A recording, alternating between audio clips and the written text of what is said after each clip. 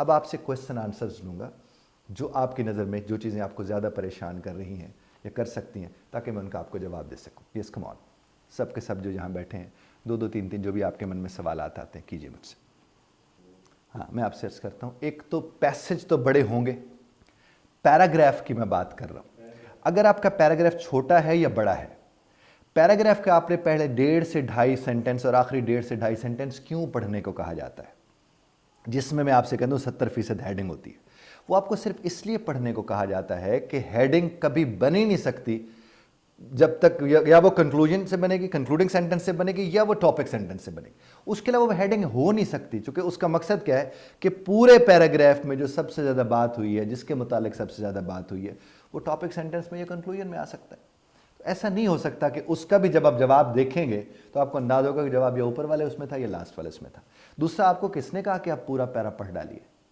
मैंने तो आपसे नहीं कहा कि आप पूरा पैरा पढ़ डालिए। मैं आपसे अर्ज करता हूं कि आप ऊपर पढ़िए। दूसरा, हाँ, जब आपको पता चले कि ये वाली जो बात यहां पर हो रही है, ये जुमला नहीं, ये लफ्ज नहीं, ये वाली जो बात यहां पर हो रही है, यही वाली बात पैराग्राफ नंबर 3 में हो रही थी, तो क्यों ना मैं उसको पढ़ के देखूं। और जब आप उसकी तरफ गए, आपको शुरू में लगा कि यार बात तो ऐसी हो रही है, और आखिर में भी लगा बात तो ऐसी हो रही है, लेकिन मुझे थोड़ा समझ नहीं आ रहा, तो शायद फिर आपको सिर्फ उसी पैराग्राफ को थोड़ा डिटेल में पढ़ना पड़े। सारा तो सारा तो पढ़ना भी नहीं होता जी,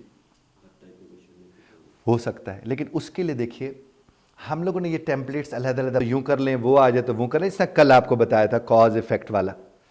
अब जब हम वो स्लैश लगाते थे तो माशाल्लाह से ऐसे लोग भी आते थे कि पूरे का पूरा ऐसे स्लैश स्लैश से लिख देते थे।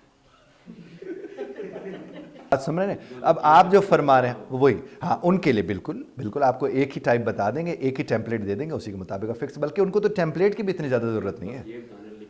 हाँ, but that's it, very simple. क्योंकि टेम्पलेट का मकसद क्या है? टेम्पलेट का मकसद ये है, जो हमने टेम्पलेट्स बनाए हुए, कि आपके चारों एरियाज, यानी आपका लेक्सिकल रिसोर्स का एरिया, वोकैबुलरी का एरिया हो गया, इसका लेक्सिकल रिसोर्स वोकैबुलरी का एरिया हो गया, ग्रामेटिकल रेंज एंड एक्यूरेसी जिसमें कॉम्प्लेक्स स्ट्रक्चर, सिंपल स्ट्रक्चर आए थे, वो हो गया। उसके अलावा हम उसमें जनाब वाला आपको कोहेजन एंड कोहेरेंस बताते कि चीज़ें आपस में जुड़ी हुई हों, और टास्क रिस्पॉन्स या टास्क अचीवमेंट होता है। सारा टेम्पलेट उसी के ऊपर बना हुआ कि ये सारे रिक्वायरमेंट को पूरा कर देता है। अब उसके दरमियान में जाकर आपने छोटे छोटे जब फिक्रे लिखने हैं, वो फिक्रे लिखने से क्या होता है कि आप इन चारों के चारों रिक्वायरमेंट्स को पूरा कर रहे होते हैं, इसलिए टेम्पलेट बना हुआ है। जब हम टेम्पलेट बनाते हैं, मसलन हमने कहा मैनी पीपल बिलीव दैट, से हमने टेम्पलेट मसलन एक शुरू किया। आप कहते हैं कि मैं शुरू करता हूं, no one has timidity to doubt the fact that. भाई कर लो, मतलब तो वही है। आप कहते हैं, मैं बोलता हूं many people tend to believe that, भाई हमें हरगिज़ एतराज़ नहीं है, वो कर लीजिए, लेकिन अगर कुछ तो लिखना पड़ेगा ना सरकार। तो जब उससे इब्तिदा आप उस चीज़ के साथ से करेंगे तो हम आपसे कहते हैं जनाब पहले क्या कहें, पहले बताएं, कुछ लोग ये कहते हैं, फिर कहें कुछ ये कहते हैं, मैं ये कहता हूँ। अब जो कुछ कहते हैं उसकी अंग्रेजी आप अपनी तरफ से अच्छी बना सकते हैं तो बना लीजिए। मैं ये कहता हूँ कि एक जगह आप कुछ और लगाना चाहते हैं, लगा लीजिए, लेकिन तरतीब तो साहब वही रहेगी। यानी आप अगर इंट्रोडक्शन लिखने जाएंगे तो उसमें हमें रिफ्रेज भी आपने टॉपिक को करना है, वो रिक्वायरमेंट है, बेशक आप जिस तरह से करें। आपने थीसिस स्टेटमेंट दे नहीं देना है, वो आप जिस तरह से दे दें। आप जब आप जाएंगे और उसकी आउटलाइन वो आप दीजिए। जब आप उसके पैराग्राफ को लिखने के लिए जाएंगे तो साहब टॉपिक सेंटेंस वो देखते हैं, वो आपका सपोर्टिंग डिटेल देखेंगे, वो आपका मेन आइडिया देखेंगे, वो आपका कंक्लूजन, वो सारी चीज़ें देखेंगे।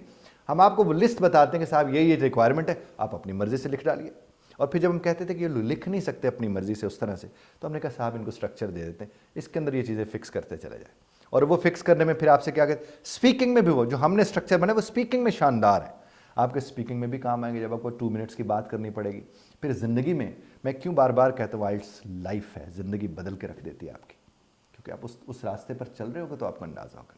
और रोज़ाना इसकी मशक करते हैं, यहाँ पर कोशिश करते हैं कि आप उसको उसी तर्ज पर देखने की कोशिश करें। यानी यहाँ से अगर आप बात करना सीखते हैं तो आपकी ज़िंदगी में उसका क्या असर होता है। और रोज़ाना की बुनियाद पर मैं आपसे अर्ज़ करता हूँ कि साहब देखिए, आपको बोलना सिखा रहे हैं, सिर्फ बोलना नहीं, कैसे बोलना भी तो सिखा रहे हैं।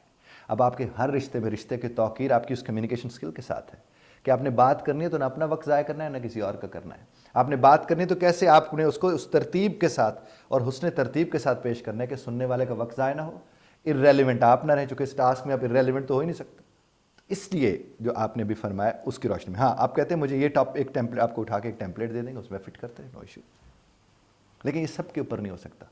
अब देखिए, कल मैं 7 बैंड वाला ऐसे साथ लिखा हुआ था, साथ ही 5 बैंड वाला अलग से लिखा हुआ था कि 5 साढ़े 5 बैंड इससे आ जाएंगे, वो ज़रा थोड़ा कम था उसके निस्बत, मुश्किल जी। जो लिसनिंग का सेक्शन 4 है उसका 30 से डायरेक्ट ऑनवर्ड 40 तक जाती है वॉइस ना जनाब। ठीक है, और ये मुझे लगता है कि डिस्ट्रैक्ट करने के लिए, क्योंकि सेक्शन 4 के अंदर ही 10 के 10 सवालों के जवाब देते हैं, मतलब बीच में ब्रेक नहीं होती, इसको कैसे सॉल्व करें? एक तो वो यहाँ नहीं होती है, वहाँ होगी।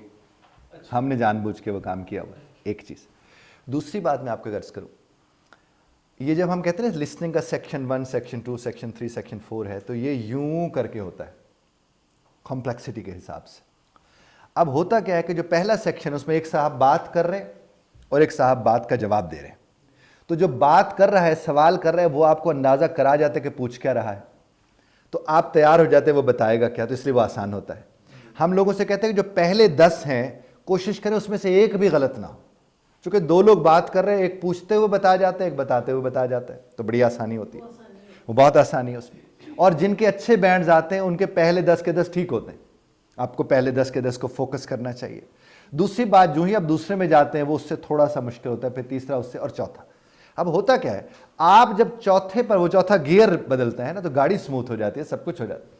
हमारे यहाँ प्रॉब्लम क्या होता है, हम लोग ना सुनते सुनते थक चुके होते हैं, क्योंकि हम यूं करके तो सुन रहे होते हैं, हमने फुल जोर लगाया हुआ है सुनने के लिए। और कुछ लोग तो होते हैं ना ऐसे, फौरन उसने लिस्टिंग उसने यूं कर दिया फौरन, और जिस घड़ी यूं किया तो आसाब थोड़ी देर को वो, फिर ना कुछ देर को कान बंद हो जाता है, और जब कान खुलते हैं तो दिमाग खुल जाता है कि हमारे साथ हुआ क्या है जी।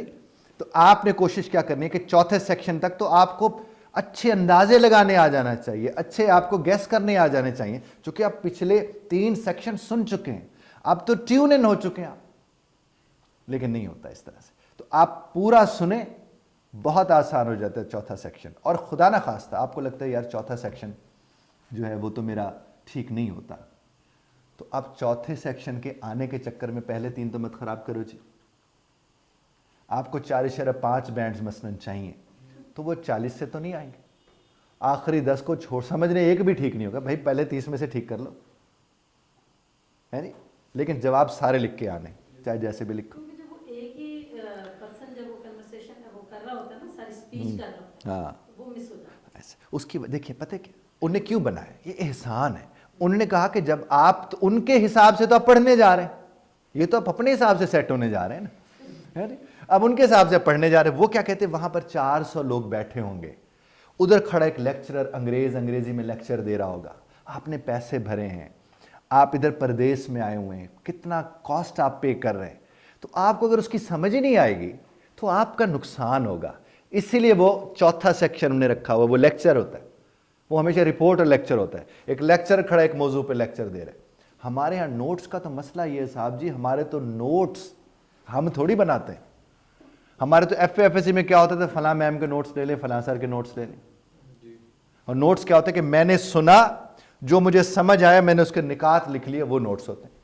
और इसी को तो भुगत रहे हैं सरकार कहीं ना कहीं किसी, यानी हम तो छोटी समरी लब के याद करने वाली कौम है ना। हमें तो पसंद भी उस्ताद वो आया करते थे जो छोटी छोटी समरी दे दिया करते थे। हाँ, अच्छा, फिर हमने क्या किया, हमने फिर एक क्या किया कि वो जो टेम्पलेट है एक ही पेज के ऊपर फॉन्ट ही छोटा करना है ना, नफ्सियाती तसल्ली हो जाती है जी। कहते भाई इतना सा तो याद करना है, और उसी को फैला दे सफे पर, तो आपको एकेडमिक वालों की तो समझ आती है कि वो कहते हैं कि इन्होंने पढ़ना है आके, बाद में तो चाहे उन्होंने जॉब करनी। जो ये जनरल वाले सर, उनकी ऐसी सजा क्यों? बड़ी अच्छी आपने बात की है, बहुत अच्छा आपने सवाल किया। जीटी का जो रीडिंग है, मैं आपको पहले अर्ज करूं, जीटी का जो रीडिंग है वो शानदार तरीन शय है। मैं वो कहता हूँ वो तो हर एक को करना चाहिए। बल्कि आज एक पति थे, वो मुझसे मिले, तो मैंने कहा कि साहब अपनी पत्नी को ना ये रीडिंग टेस्ट कराना शुरू कर दो जीटी वाले। कह लगे उसने टेस्ट थोड़ी देना है।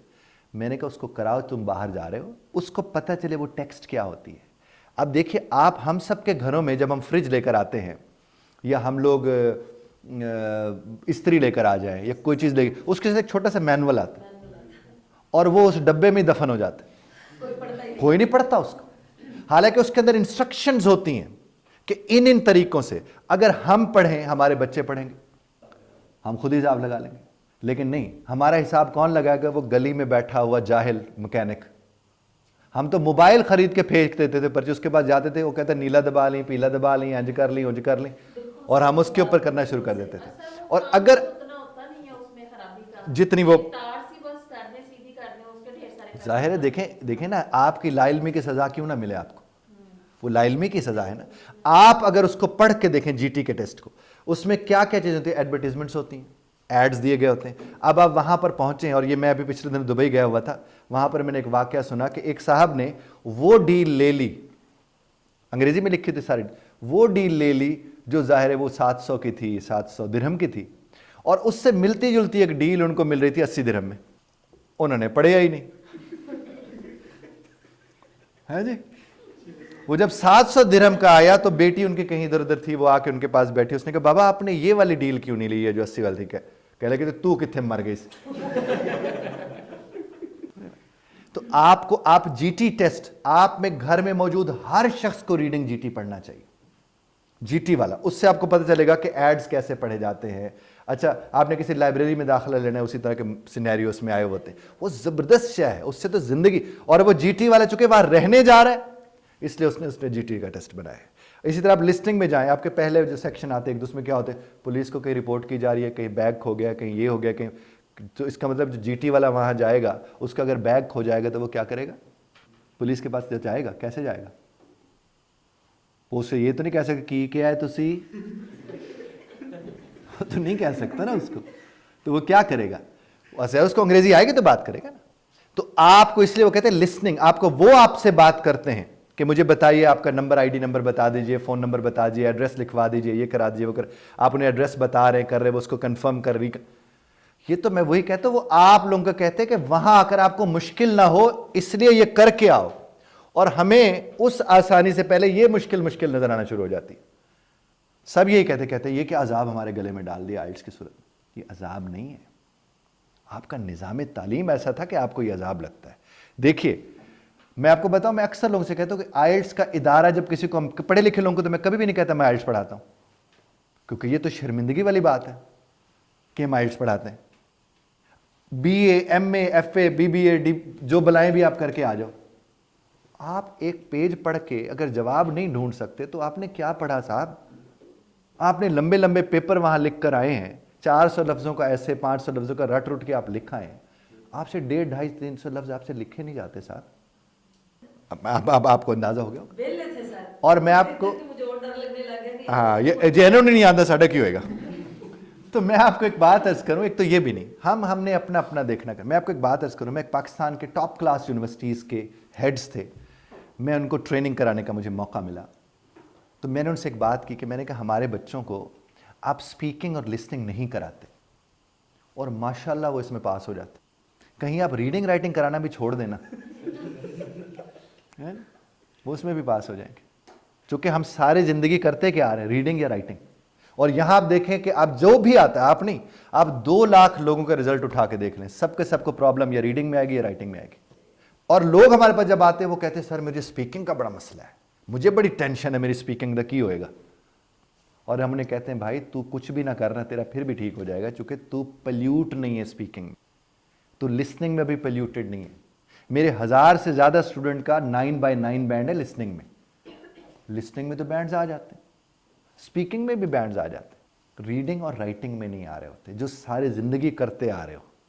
तो ये समझने की बात है ना, उसी को हम